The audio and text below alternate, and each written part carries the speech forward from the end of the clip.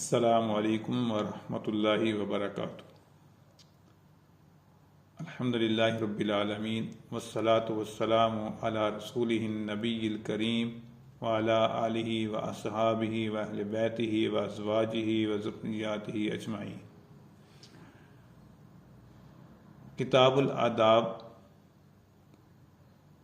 آج ہم پڑھیں گے سرما لگانے کے آداب۔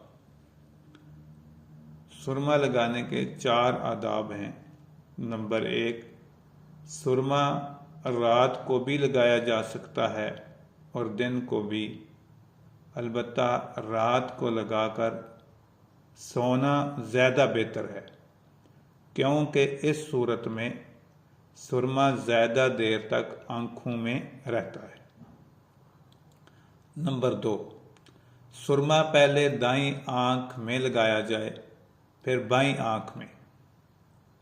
نمبر 3، سرما لگانے میں ترتیب یہ رکھی جائے کہ پہلے دائیں آنکھ میں 3 بار لگایا جائے پھر بائیں آنکھ میں 3 بار۔ نمبر 4، بہترین سرما عصمت ہے، کوشش کی جائے کہ عصمت سرما لگایا جائے، ورنہ جو میسر ہو استعمال کر لیا جائے۔ یہ مدینہ منورہ کا سرما ہے۔ اگر کسی کی آنکھوں کو راس آتا ہے تو اس کو وہاں سے منگوانے کے لیے بھی بہترین اور اعلیٰ کوالٹی کا صحیح معلومات لے کر منگوا لیا جائے اور اس کو استعمال کیا جائے۔ اللہ تعالی ہمیں اپنے پیارے حبیب صلی اللہ علیہ وسلم کے مقدس شہر کا یہ سرما نصیب فرمائے۔ خوشبو لگانے کے آداب۔ نمبر 1، اچھی خوشبو استعمال کریں۔ نمبر 2، مرد سر پر اور داڑھی میں خوشبو لگائیں۔ نمبر 3، عورت گھر کے اندر ہو تو خوشبو لگائے، یعنی پھر جو خوشبو بھی استعمال کرنا چاہیں کر سکتی ہیں، لیکن اگر گھر سے باہر جانا ہو تو خوشبو کے استعمال سے احتراز کریں، بچیں۔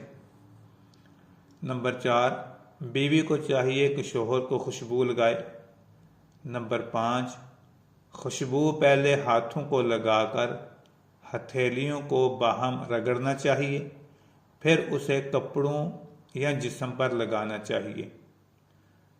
نمبر 6، درج ذیل مواقع پر خوشبو کا استعمال بہت اچھا ہے، مناسب ہے۔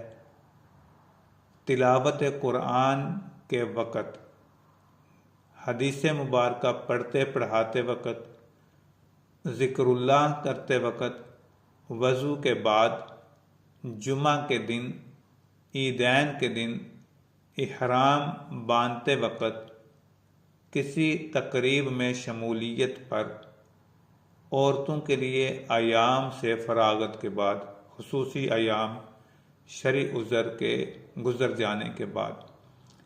تقریب میں خوشبو کا استعمال اس مناسبت سے عرض کیا گیا ہے کہ عورت اگر صرف عورتوں میں ہے تو ایسی خوشبو لگائے جس کا رنگ ظاہر ہو لیکن اس کی جو خوشبو ہے وہ بہت زیادہ نہ ہو۔